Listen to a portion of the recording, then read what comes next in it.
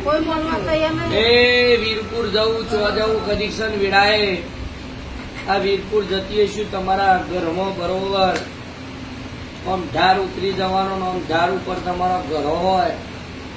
અને બે ત્રણ જોડે ઝાડો હોય એક ખૂણામાં કોબલો હોય હક તમારે આવતો નહીં લે આવું તમારી છધી કે જોગણી કે તમારી દુઃખના નેત્ર તો મારું ઝોપડીનું હશે